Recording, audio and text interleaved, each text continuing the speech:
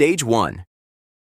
You are 18, and the world feels like it was built for you. You have dreams. Not just wishes, actual plans. A clear picture in your head of who you're going to be. You talk about them at midnight with your friends. You think about them in class. You fall asleep thinking, that's going to be me. And in this one perfect window of your life, you believe completely, without question. Life feels like a door wide open. You're standing right at the edge, wind in your face, ready. And then, one evening at dinner, someone asks, "So, what's your plan after this?" Not with cruelty, not with bad intentions. The question lands like a stone in still water. You give a confident answer, but underneath it, something very quiet says, "I'm terrified. I don't actually know what I want to be, and I have no one to say that to." Because you already learned, at just 18, that "I'm scared" is not something a man is supposed to say out loud, so you swallow it. The dreams are still alive, the fire is still burning, but a new weight just moved in, quietly, without asking permission. And you don't know it yet, but that question at dinner just started a clock, and in the next few months, that clock is going to hit midnight, fast.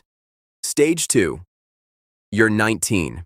Still going, still burning, and then, one night, your father comes home different. You notice before he says a word, the way he sits, the way he doesn't eat, the way your mother looks at him, then quickly looks away. Something happened. The job, the money, the stability, the ground you were standing on wasn't as solid as you thought.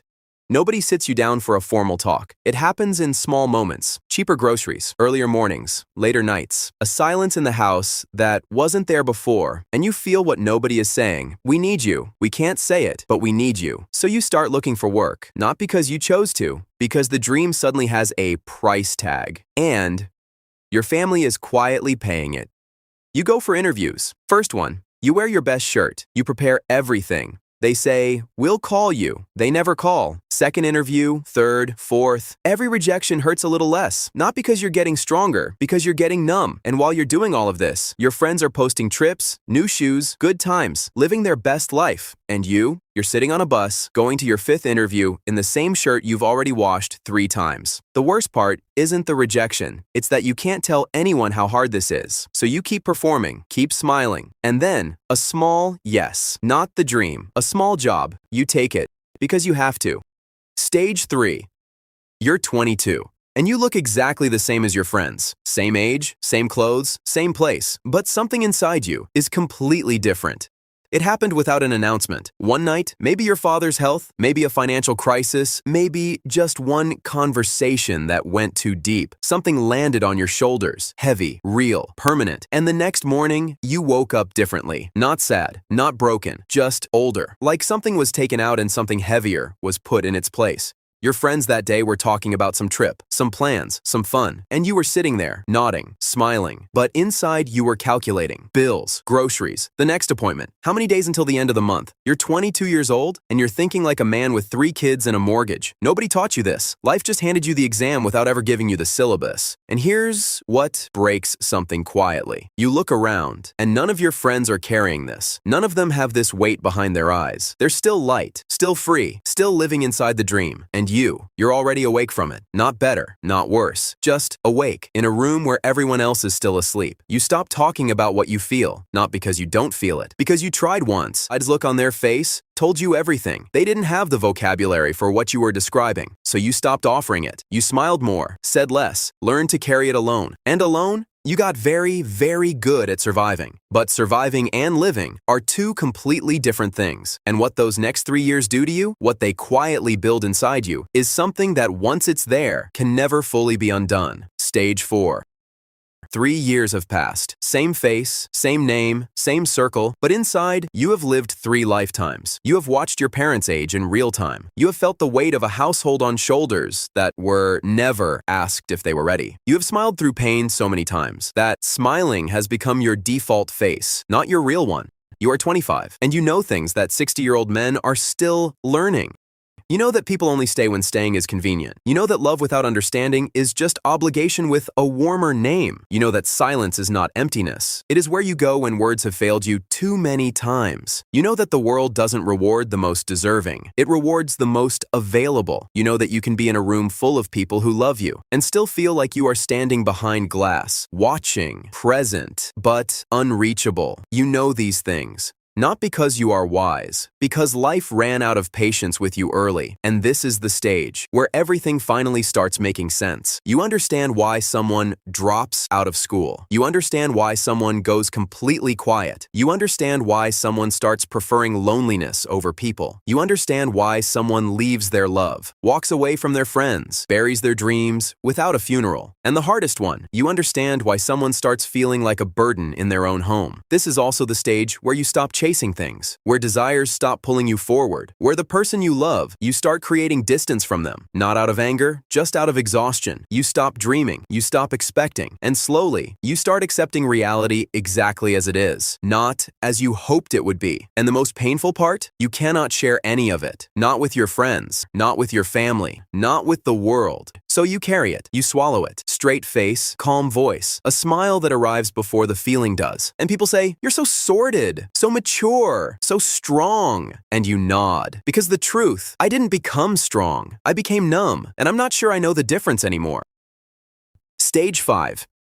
You're 26, job, routine, responsibilities, wake up, go, perform, come back. And somewhere in these years, life gives you something unexpected, a person, or a moment, or a feeling, something that makes you think, maybe this is it, maybe this is where it gets better. And for a while, it does. You laugh again, really laugh, not the performed kind. The kind that comes from somewhere real. You make plans, actual plans, future plans. You start dreaming again, quietly, carefully, like someone who got burned before, but can't help reaching toward the warmth anyway. And those months, those few months of feeling like a human being again, are the most dangerous thing that ever happened to you, because they remind you of what you've been missing. And then they end. Not dramatically. Life doesn't give you a clean ending. It just slowly pulls the warmth away. The person changes, or the moment passes, or reality returns, and you're standing there holding something that was real that is now just a memory. And the fall back is so much harder because you forgot how cold it was before the warmth came. You go back to handling things. You go back to performing. But now there's a new weight, the weight of knowing what it feels like to be okay and not being okay anymore. And you don't complain. You never complain. Not because there's nothing to say, but because who would you even say it to? So you smile at the right moments. You show up. You function. You become so good at fine that fine becomes your permanent address. You don't realize it yet, but every temporary happiness that ends takes something permanent with it, something you will spend your 30s trying to find the name for. Stage 6. You're in your mid-30s, and something is different, not in your life, in you. Because the man who spent 15 years learning to carry everything quietly is starting to crack. Not from the outside, from the inside. And at night, when the house is dark and everyone is asleep, the thoughts arrive. You gave your 20s to survival and never once stopped to grieve them. Every person you trusted completely showed you eventually that you trusted them more than they deserved. The version of you that existed at 18. When did he leave? And why didn't you notice? And then the one that hits differently. The 3 a.m. one. The one you can't unhear once it arrives. Everything you built, the job, the role, the reputation, the sacrifice. Whose life is that actually? Because it doesn't feel like yours. And for the first time, you have no answer. You always had an answer. Keep going. Stay strong. Handle it. But tonight, the answers don't come. Just silence. And in that silence, you feel the full weight of every year you spent being everything for everyone while quietly disappearing from your own life. And then, someone betrays you, someone close, someone you defended when others doubted them, someone you would have sacrificed for without thinking twice, and they show you, slowly, undeniably, painfully, that they were never actually with you. They were with what you gave them. The moment the giving changed, so did they. You just go quiet and rearrange. But this time, the quiet feels different, because something inside you, something that has been buried for 20 years, is finally done being quiet. It's awake now, and it wants answers. Stage 7. You're in your 40s. One morning, without warning, you catch your reflection, just a hallway mirror, a second glance, and you stop. Not because you look bad, because you look unfamiliar. When did the eyes get that look? Not sad, not angry, distant, like someone staring at something far away that only you can see. You don't know this person very well. You know his schedule, his debts, his roles, but him, his fears, his wants, his grief. You haven't checked in years. Because there was always something more urgent. There always is. Your 40s make you efficient. Crisis, handled, betrayal, processed, pain, filed. Keep moving. People admire this. So strong, nothing breaks him. But what they don't see is that you feel things less now. Not because you healed, because you numbed. Feeling everything while still functioning was too expensive, so you started paying less, a little less every year. And one day, someone young in your life looks up and asks, completely innocently, "Why are you always so serious?" You open your mouth. Nothing comes. Because the answer lives 30 years back, on a night you've never told anyone about. So, you smile. Pull them close. For one moment, the armor is thin enough to feel everything. The love, the grief, the years. Then you let go, and go back to handling things. And somewhere very deep, the version of you that existed before all of this is pressing his hand against the glass, just trying to be remembered. Stage 8. It doesn't come as a breakdown. It comes on a Tuesday, ordinary Tuesday. Quiet house, chai in hand. And into that quiet, a question arrives. Simple, soft, devastating. What do you want?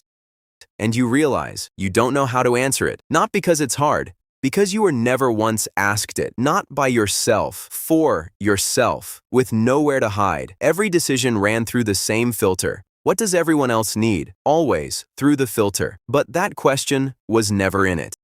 And then, from somewhere in the house, you hear them, the people you gave everything to, and maybe they don't say it directly, but you've heard it in small moments, in the way they've never once asked what it cost you, in the casual way they say, "You chose this life. We didn't ask you to sacrifice anything. You just provided. That was your job. We built our own lives. What exactly did you give us that we couldn't have figured out ourselves?" And they're not wrong. You did choose it. Every single day, you chose it. But what you never told them, what you never told anyone, is what choosing it meant. It meant the dreams went in a box labeled someday, and someday never came. It meant 20 years of 3 a.m. ceilings that nobody ever knew about. It meant being everyone's foundation, while quietly cracking where nobody could see. And now, sitting in this quiet room, a door that has been locked for 30 years finally opens. And behind it is not anger, not bitterness, just grief. Grief for the boy who had fire. Grief for the nights alone. Grief for everything that died one compromise at a time.